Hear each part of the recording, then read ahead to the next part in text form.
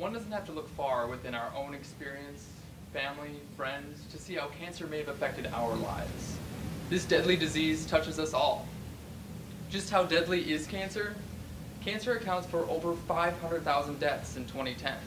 That's nearly a quarter of all deaths in the United States. The biggest killers are still lung, prostate, breast, and colorectal cancer. While there are many cancers, the National Cancer Institute only recognizes 3 screening procedures as effective methods for the early detection of cancer. These procedures are colonoscopy for colorectal cancer, mammography for breast cancer, and the Pap test for cervical cancer. Combined, these procedures screen 104 million people each year. This makes the cancer screening market a multi-billion-dollar market. Although these procedures have been successful in reducing the mortality due to cancer incidences, they still do pose a few problems. Studies have shown that these procedures have shown false positives and false negatives. 10% of mammography screenings are actually false positives. Furthermore, the majority of cancers do not have a reliable screening method in place.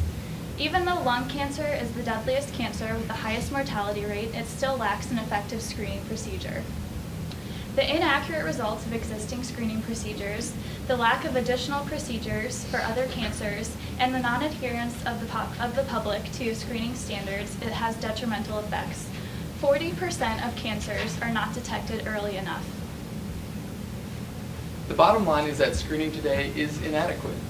It's too costly, it's not sensitive enough to detect cancer on time, and it's just plain uncomfortable. Fortunately, the better way to screen is here. We have discovered a technology that is more cost-effective, more sensitive, and less invasive. This new technology is Scout. Scout is a tool for amplifying mutated sections of your DNA. It is sensitive to cancers that occur in low abundance. It can detect cancer earlier than current methods. It's non-invasive, and it's cheap. It costs the patient only $100 per test. So who are we? I'm Roy Norris, a senior pre-med student at Creighton University. I'm Catherine Dinkins, a senior pre-pharmacy student here at Creighton. I'm Nate Apathy. I'm a senior economics major at Creighton. And I'm Molly Kopaz. I'm a third-year dental student here at Creighton. Our group has been working with Transgenomic, a biotechnology company based here in Omaha, Nebraska. Transgenomic concentrates on producing lab instruments and providing lab services for its customers worldwide. Scout is complementary to their current product line. Transgenomic has a relationship and a licensing agreement with the Dana-Farber Cancer Institute, which is a teaching affiliate of the Harvard Medical Center. Dr. Mike Macagorgios is the researcher and inventor behind the Scout technology. He is an employee of Dana-Farber. In a moment, we're going to show you how Scout works. But first, let me impress upon you how this technology will revolutionize the cancer screening industry. No longer will we have to live in fear of going to the doctor to get screened and be prodded, poked, groped, mashed. Let's face it, we get enough of it at the airport these days. So how does Scout work? A Scout test begins with your primary care doctor. You go in to see your primary care doctor, and he or she will recommend a test.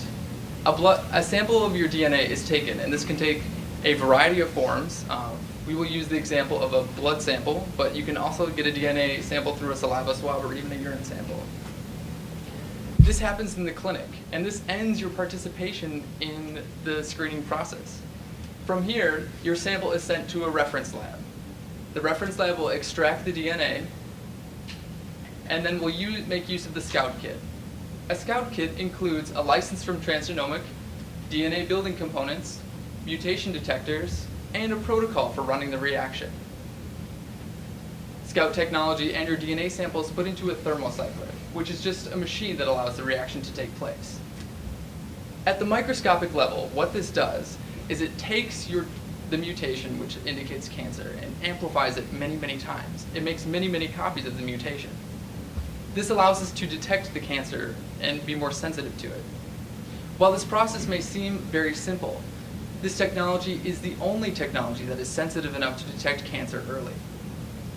As shown by the primary research, current methods are not able to detect the mutation. Using Scout, we're able to amplify it and reveal it. This result is sent to your primary care doctor, who will make a prognosis and then diagnose a treatment. The next logical question in this process is Scout protected by any intellectual property? And the short answer to that question is yes. More specifically, Dana-Farber and Dr. Macrogorgios have filed a patent, and it is pending approval. Transgenomic is the sole licensee of Scout technology and also maintains the rights to sublicense Scout, which it plans to utilize as its primary source of revenue.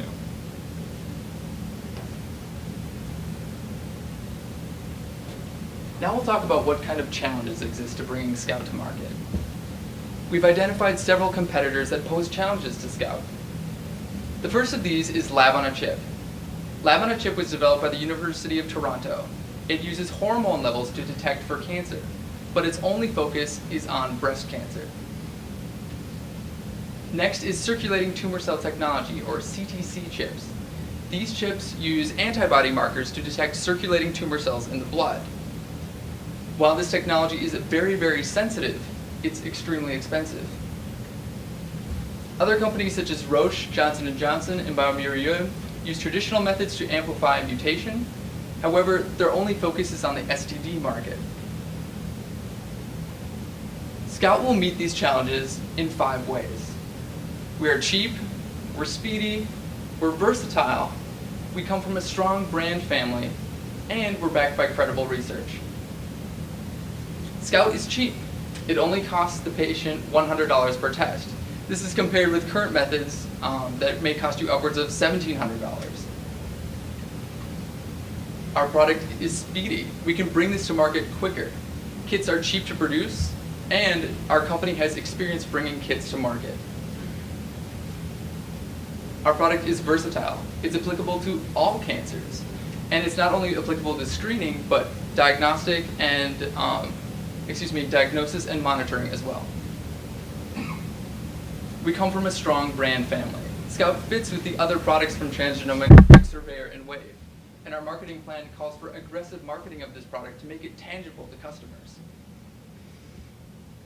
We're backed by credible research. This technology was developed at the Dana-Farber Cancer Institute and is being researched upon in Harvard Research Labs. In these 5 ways, Scout can meet the competition. Another challenge for commercializing Scout has to do with finances. How do we finance this investment? We have to look at certain considerations when talking about a successful commercialization plan for Scout technology. The first we have to look at are sunk costs. These costs are the costs that Transgenomic has already taken into account ever since they licensed the product in October of 2009. These costs consist primarily of a licensing fee, patent application costs, as well as kit development costs. It's important to note here that since Scout was developed in a CLIA-certified lab, it doesn't have to jump through any more regulatory hoops before it can be used and applied in a clinical setting.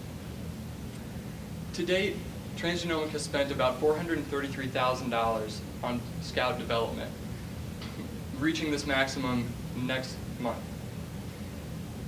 Then we begin our first phase of our commercialization plan, which involves sublicensing Scout to clinical research organizations and academic labs who can do research studies and publish research on the efficacy and reliability of a Scout-based cancer screening test. During this first year of marketing, we see an annual cash flow of around $160,000, moving us towards an ability to be completely cash positive for this entire project. In the next phase, we begin entering into our primary market, the screening market, by sublicensing Scout to reference labs who perform clinical services for doctors and hospitals. During this phase, we see a $495,000 annual cash flow, eventually making the entire project cash positive in the second quarter of 2012. Based on this initial investment and our projections, we believe that Scout can generate a 334% return on investment within the first 2 years, generating an annual steady-state cash flow of $600,000. We see three primary ways to finance this initial investment. First, and most obviously, Transgenomic can sell stock. Being a publicly traded company, Transgenomic always has the opportunity to sell stock to raise money, but we don't see this as a primary means given their current cash, as well as the opportunity to gain support research grants from the National Cancer Institute, as well as the Nebraska Business Development Center, which would help to fund those efficacy and reliability studies that I mentioned earlier. Ideally, we would like to finance this entire project internally, refocusing $433,000 of Transgenomics' existing $5.6 million in cash into this project so as to completely internalize the significant return on investment. Next, Molly will go into a little more detail about our marketing plan. Transgenomic has to use its advantage as a small, nimble company to move Scout into the market quickly. To do this, they must accomplish these three goals. They need to generate revenue, they need to build credibility, and then they need to move into the screening market. To do this, we've devised a marketing plan that'll last 3 years with 2 phases. In the first phase, Scout will mostly be sub-licensed to clinical research organizations and academic laboratories. Clinical research organizations will use Scout in their cancer efficacy studies. Academic labs will receive Scout for free so that they can do research and publish papers on Scout in order to build its credibility. Once this is done, we can move into phase 2, and sell Scout to reference laboratories. Now, reference laboratories are doing diagnostic tests and screening tests for the general population. Large reference laboratories can, again, sub-license Scout if they want to stock their own DNA components of the kit. Smaller reference laboratories would like to buy one test kits for their smaller population that they serve. In order to be successful with this marketing plan, we need a strong commercialization team. Fortunately, Transgenomic already has one such in place. At the helm is Craig Tuttle, the president and CEO, and he has many experienced executives on his staff.